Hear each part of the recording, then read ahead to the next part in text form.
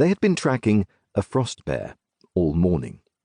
That is, the ranger had been tracking the bear, and the inexperienced conscripts were following like lion cubs learning to hunt.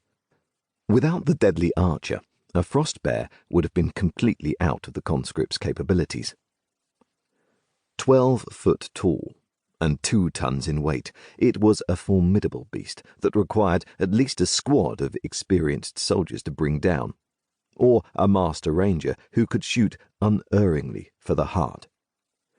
Yet its size was not its greatest strength. Silence was.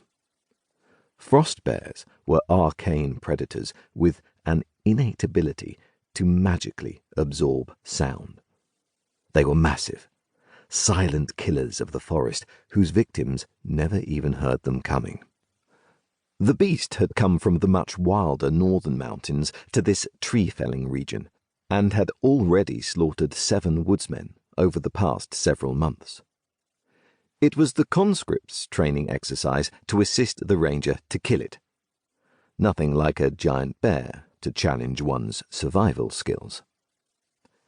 They had not yet seen the frost bear, relying on Ranger Chroma's tracking skills to follow its lumbering path over the mountains, but it had been 3 hours now, and the rain had hindered their progress significantly. Another half-hour passed, and the forest grew thicker. The full sounds of the forest had returned, and the conscripts' formation loosened, their postures less anxious and eyes less vigilant. Surely the Master Ranger would call a rest break soon. Jax was tired and bored. He unnocked his arrow and returned it to his hip quiver, far easier to walk without the arrow knocking against underbrush and branches. His only friend in the squad, and friend since childhood, Minto Pacatan, had also lost interest in the hunt. A foot shorter than Jax, but of stockier build, he had a square face, dotted with freckles, and a head topped with a scruff of brown hair. A carefree spirit, he was the jollity that countered Jack's earnestness. As they tramped behind the rest of the squad, Minto hissed at him and veered closer. "I've been thinking, could your father help us get into the King's Rangers? Is it worth asking him?" questioned the freckled youth. The question froze Jax in his tracks. "My father would rather spit on me than help," he replied through gritted teeth. "You would not want anything to do with him, I can assure you of that." He felt bad being so blunt with his friend, but thinking about his father sent chills through his body. "His lordship looked pleasant enough at the Royal Parade last year. Why are you so foul of him?" he said over his shoulder as he clambered over a rotted tree trunk. "Would a pleasant man do this?" Jack stopped again and raised his left hand, baring the stub of his little finger for Minto to see. "Forget about him. Our only path forward is if we can get a commendation from the Master Ranger." He gritted his teeth at the thought of their trainer's disapproving glares. Jack's attention drew to the empty woods in front of them, devoid of any sign of their fellow conscripts.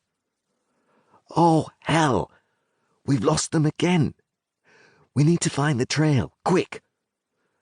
"I thought they went that way." Minto pointed toward a patch of dense forest rising ahead of them.